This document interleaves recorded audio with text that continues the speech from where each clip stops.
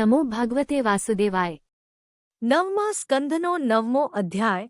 ભગીરથે ગંગા લાવીને પિતૃનો મોક્ષ કર્યો।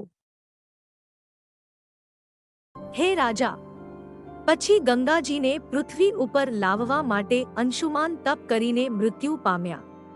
પછી તેના પુત્ર દિલીપ પણ તપ કરતા કરતા મરણ પામ્યા। પછી તેના પુત્ર ભગીરથે મહાન તપ કર્યું। તેથી ગંગાજીએ દર્શન આપીને ભગીરથને કહ્યું, હે વત્સ, મારી પાસે વર માગ, હું પ્રસન્ન થઈ છું।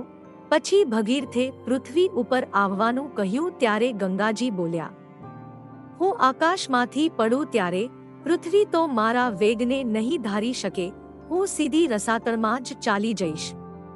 મારા વેગને કોણ ધારી શકશે? અને ભૂતળમાં તો હું નહીં જ આવું, કારણ કે ત્યાં પાપી પુરુષો મારી અંદર આવીને સ્નાન કરીને મને પાપ વળગાડી જાય। એ પાપ હું કયા જઈને ધોવું? સાધવો ન્યાસના શાંતા બ્રહ્મેશ્ય લોક્યાવનાહ હસ્ત્યઘન તેંગ સંગાત તે શ્વાસે યજ્ઞિધર્ય। ભગીરથ કહે છે, હે ગંગાજી, લોકોને પાવન કરનારા બ્રહ્મનિષ્ઠ અને શાંત સાધુઓ તમારામાં આવીને નહાશે, તેથી તમારા પાપોને નાશ કરશે, કારણ કે સાધુઓમાં પાપને નાશ કરનારા શ્રીહરિ રહે છે। વળી તમારા વેગને શંકર ઝીલશે। ગંગાજીએ કહ્યું, તો તમે શંકરને પ્રસન્ન કરો। પછી ભગીરથે શંકરને પ્રસન્ન કર્યા।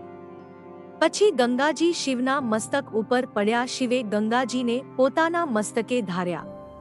પછી ભગીરથ જ્યાં પિતૃઓનો ભસ્મપુંજ હતો ત્યાં લઈ ગયા। ગંગાજીના જળના સ્પર્શ માત્રથી સગ્ર પુત્રો સ્વર્ગમાં ગયા। તો પછી જે શ્રદ્ધાથી ગંગાજીનું સેવન કરે તેનો મોક્ષ થાય, એમાં શું આશ્ચર્ય? હવે એ ભગીરથના કુળમાં ખટવાંગ રાજા થયા હતા।